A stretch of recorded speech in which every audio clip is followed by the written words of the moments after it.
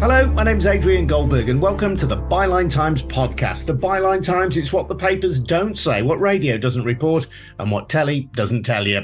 This time, Putin's annexation of 4 regions of Ukraine and what that means for the war there. Russia recently held referendums in 4 areas that it has seized in the south and the east of the country. Donetsk, Luhansk, Zaporizhzhia and Kherson, seeking to justify its takeover, no matter that the votes there were widely held by the international community to be illegitimate.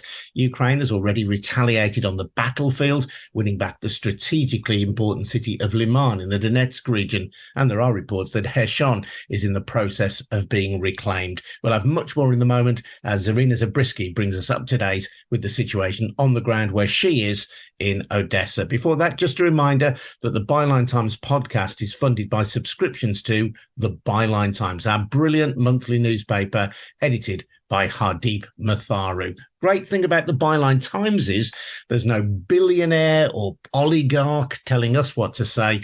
We can report without fear or favour because our funding comes from ordinary subscribers, people like you. So if you can, please subscribe to the Byline Times. There's a load of reading in the monthly newspaper that you don't get online. Just head over to our website, bylinetimes.com, to find out how you can subscribe. Subscriptions start from as little as £3 a month. So as I say, the website is at bylinetimes.com. Let's welcome then Zarina Zabrisky. And Zarina, it's been just over a week since we last spoke, and what a week. These referendums, illegitimate referendums set up by Putin in the 4 regions that he seeks to annex, but Ukraine fighting back fiercely and courageously on the battleground. Yes. Hi, Adrian. It's good to talk to you. And it feels like it's been weeks and weeks since we spoke last because of everything that is going on. Yes, we have to comment, I suppose, on the sham referenda, and even calling them referenda without mentioning sham or referring how fake this procedure was would be playing into the Kremlin's hands. Basically, it's an absolutely absurd operation because, to start with, 2 of the areas that Putin is talking about are not even controlled by the Russian troops. These are Kherson Oblast region and Zaporizhzhia. And I just recently visited the city of Zaporizhzhia, and I can attest to the fact that it's controlled by the Ukrainian authorities and the troops. And a large part of Kherson area is controlled by Ukrainian troops and also being liberated as we speak. There is a lot of movement going on that front last night and today.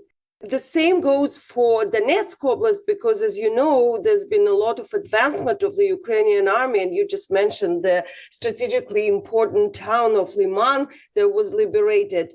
And I was visiting the Kharkiv area last week, and I witnessed the liberation of the Eastern Front as well. So meaning Putin, is basically speaking about the skin of the bear that is still running of the woods. That's their own Russian proverb, right back at them.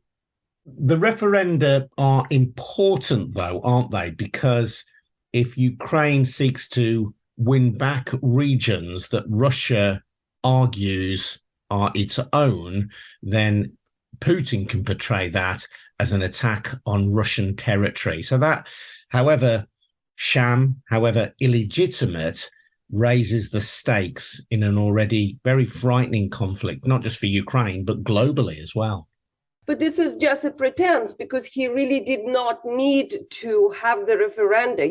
Before that, he was doing whatever he felt like doing anyway. I don't believe there is any country so far that has recognized the results of this referenda. Correct me if I'm wrong. But we know, at least for the fact, that the majority of countries, like about 99% of them, already stated that they are not recognizing the referenda. So internationally, and from the legal point of view, this referenda do not have any meaning.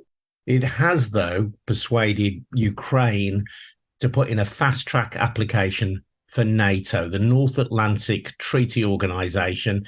Basically, the United States, Britain, and the West represented militarily. And one of the golden rules of NATO is that an attack on one is an attack on all. So again, this leads to a raising of the stakes in the whole conflict, doesn't it?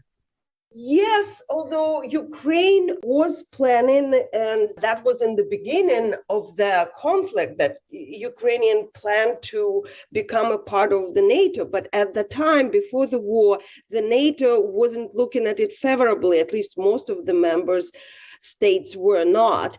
Currently, of course, after all the atrocities of the war, there are already 10 countries that have signed a petition agreeing to Ukraine joining. I don't remember all 10 of them, but there's Czech Republic and Lithuania, Baltic states, and so forth, 10 of them already within one day.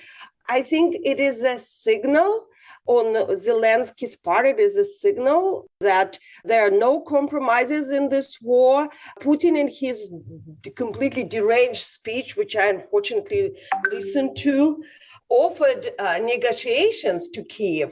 But this is Zelensky's answer. He said there will be no negotiations until the current president of the Russian Federation is gone. So it's a very strong response.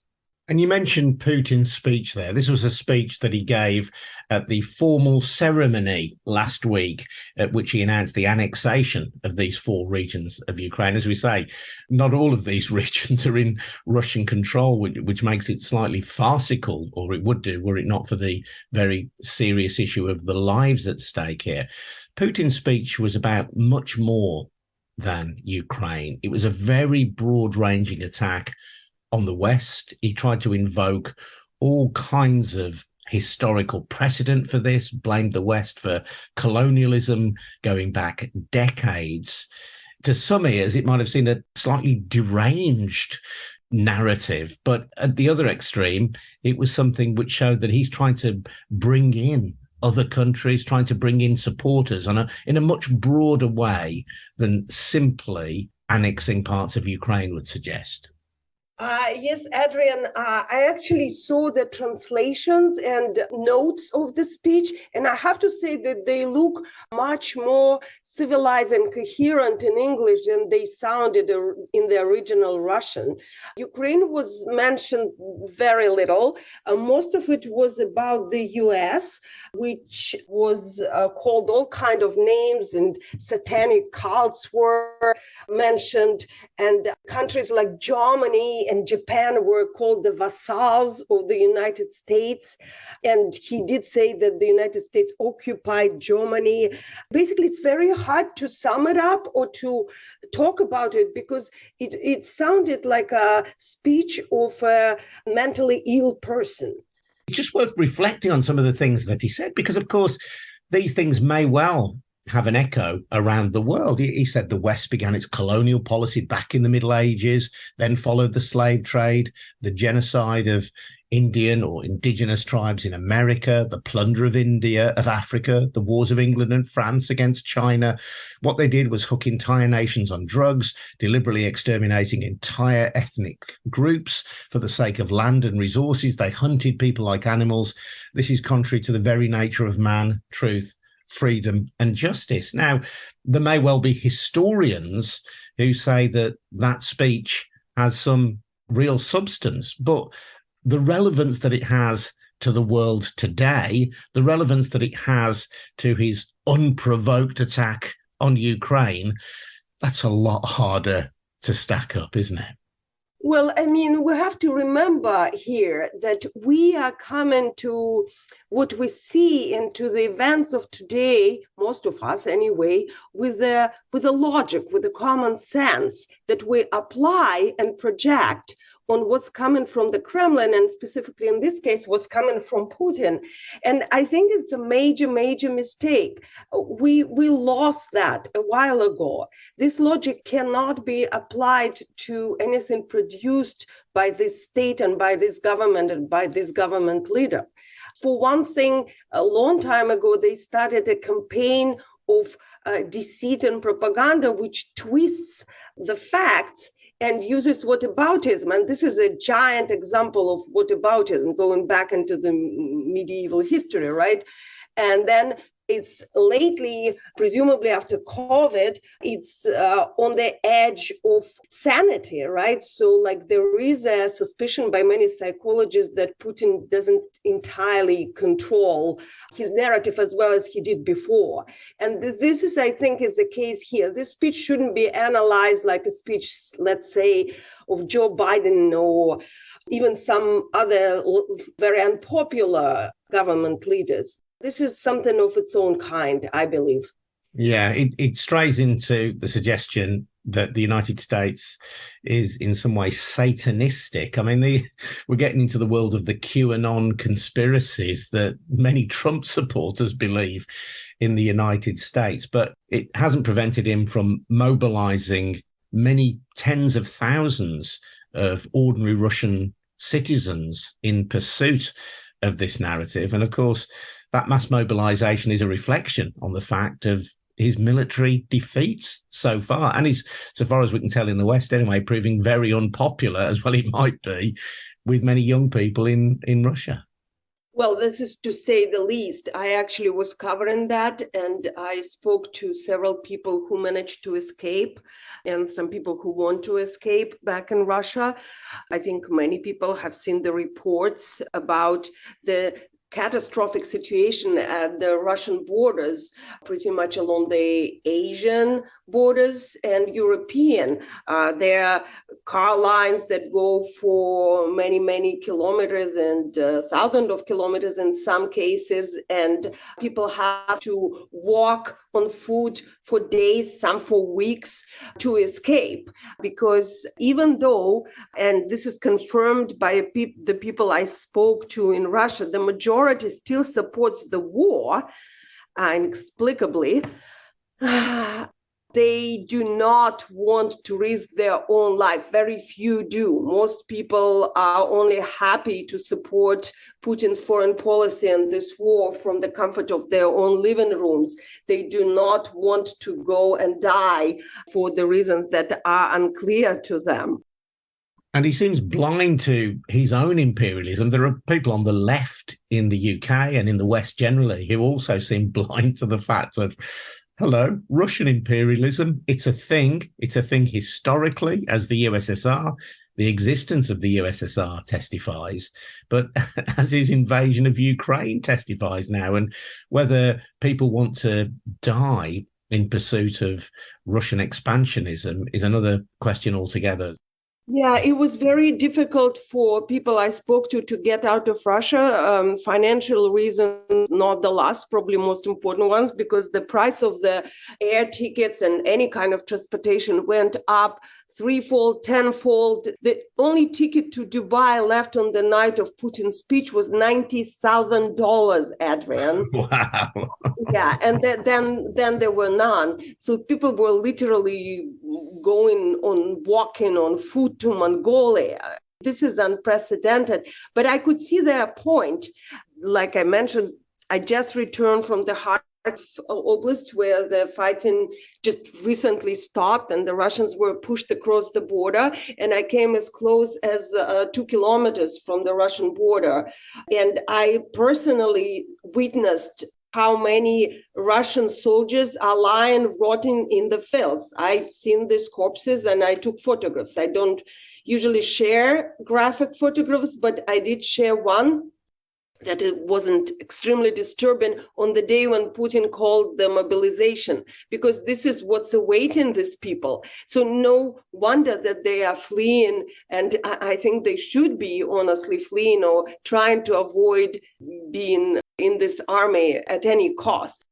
The other thing which is interesting, and I want to mention, you did mention people on the left who somehow still manage to see the Putin's regime in a positive light, or there's a lot of misunderstanding. There's also a lot of misconception. I was contacted by very well-meaning organization trying to write pamphlets and brochures to be distributed in Russia, calling for people to say no to the draft. Certainly, it's a good intention, but there's zero understanding of what's happening in Russia. Anybody in possession of such a pamphlet, electronically or physically, would risk 10 or 15 years in prison. So there's not that much that we can do on our part for people being in the West. What can be done is supporting Ukraine, I think, in any way, shape, or form, and perhaps maybe supporting those Russian dissidents, those Russians who fled Russia now and who opposed the war before, not just those who were supporting the war but fled it now. Mm. And while Putin goes on about the misdemeanors of the past carried out by Western countries, right now, today, we have the evidence of torture, of massacre of innocent people in towns like Izium, which Russia took control of, but has since been beaten back from. Yes, Adrian, this is one of the hardest visits for me in Ukraine, and not just in Ukraine, of my whole entire life. I have visited the mass graves, and I was present at the exhumation and recorded the process, spoke to several European diplomats who were there, who were completely out of words.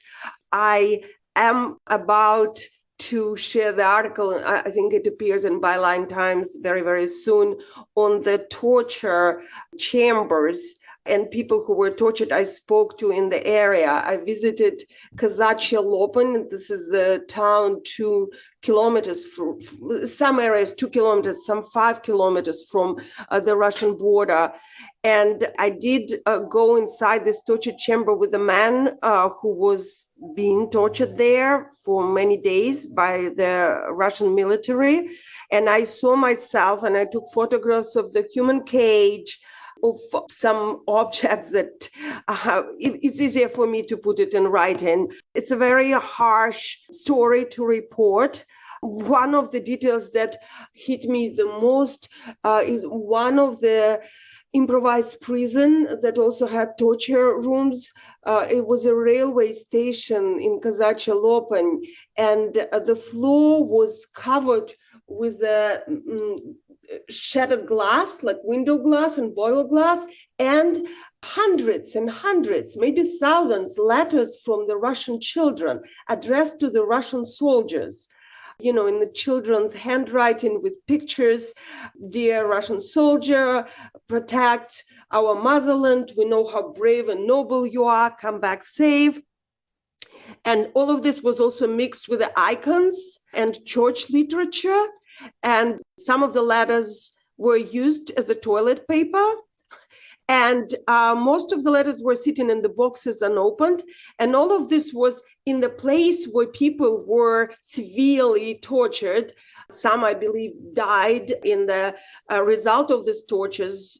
I wasn't able to go to the mass grave in Zaporizhzhia because it wasn't open for the journalists yet. The police was doing the investigation, but I've seen the bodies, and I reported from Izium mass graves where 447 bodies were exhumed. Of them, 8 were children. I saw a child's body in a bag.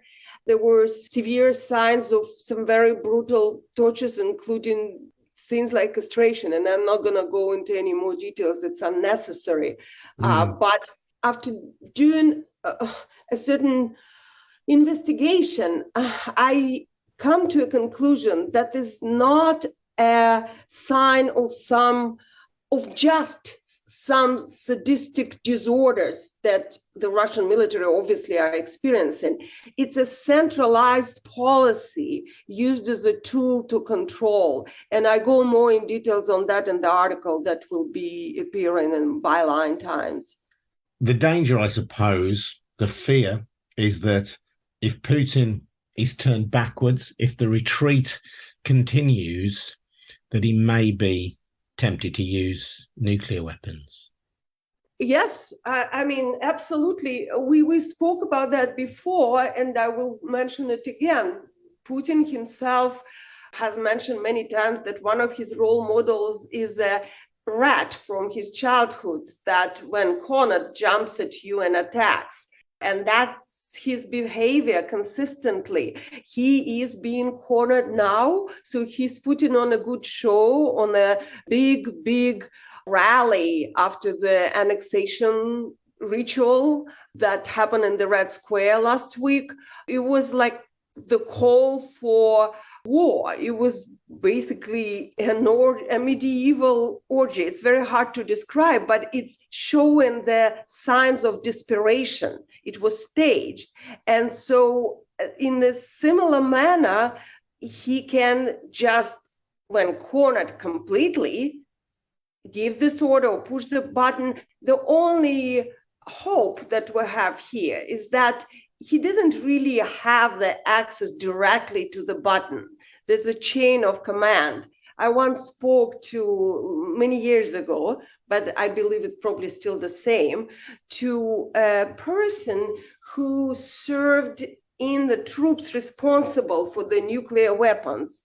And that person told me that there are about 10, at least, people in between the commander and those who operate the device. So hopefully there will be some sane people or something will not work through that chain. Been fascinating to catch up with you as always, Zarina. Before we finish, I want to end on an upbeat note, and you've reported and people can follow you and see all your various outlets via your Twitter feed at Zarina Zabrisky. That's a good place to see where you're reporting for and see all the different outlets that you're updating us on, and of course in Byline Times. But you've reported on celebrations amongst the Jewish community for the Jewish New Year recently, for Rosh Hashanah. Just tell us a little bit about that. Oh yeah, that was completely different. I went there straight from Kharkov and spent a day there. That was quite an experience because reportedly 23,000 Hasidic Jews arrived this year for the celebration. Usually on a yearly basis, it's much more than that. But even now, during the war, the Hasidic Jews arrived, celebrated, and I was very pleasantly surprised of how smoothly and well it went, and how the Ukrainian government did so much during the war to protect this area from possible provocations. I spoke to the military in charge of security, and I had a guard with a big gun while I was reporting, because women are not supposed to be in the streets or be in the public during this celebration. But I was in my capacity as a journalist, so I have received a guard and I was protected and I could report. Yes, and this is, I think, the pilgrimage is to the grave of a rabbi who founded a particular sect of Hasidic Judaism. That's why people flock there every year, this group of Hasidic Jews. But it's a little thing, I suppose, Zarina. And we know, of course, that it's a lie to suggest that Russia is denazifying Ukraine in any way. But the very fact that 23,000 Hasidic Jews are welcome to make a pilgrimage to the site of a rabbi just lays bare the dishonesty, the claim that Ukraine is a Nazi country and that Russia is doing anything to denazify. It exposes it for the nonsense that it always was and always is. I mean, I don't know if we needed that. Zelensky is a Jew. And he's the only president who's a Jew. And I mean, like, I'm in Odessa. You know, I haven't been at Odessa as much as I love to be because I travel a lot. But every Saturday and Sunday, half of Odessa dances to Jewish songs in the middle of the city. I mean, this is just as ridiculous as pretty much everything that is coming out of Putin's mouth at this point. So this is another proof that we just shouldn't be listening. We shouldn't be like giving any attention to this. We should be looking at what he's doing and what he's threatening, but not to his reasoning. Zarina, great to speak to you as always. We will catch up with you, of course, with your latest article at bylinetimes.com and the Byline Times. I've mentioned that people can follow you on Twitter as well at Zarina Zabrisky. Where else can people catch up with your brilliant dispatches? Oh, thank you. You're very kind, Adrian. Euromaidan Press, and I'm just currently in a bit of a change. There's a video show that I started, and you could see first 6 episodes at Byline News on YouTube. And there's been a transition, and I'll tell you more next time I speak to you. Okay, brilliant. We'll look forward to it. They're well worth checking out, though. Loads of additional content from Zarina. And as I say, the starting point is her Twitter feed at Zarina Zabrisky. She brings brilliant dispatches to the Byline Times as well. And we're forever grateful for her great insight and bravery being in Odessa at this time. I'm Adrian Goldberg. You've been listening to the Byline Times podcast. Don't forget, we are supported, we are funded by subscriptions to the Byline Times, our wonderful monthly newspaper. Please take out a subscription if you can. You get more details at bylinetimes.com. I'll see you again very soon, but for now, bye-bye.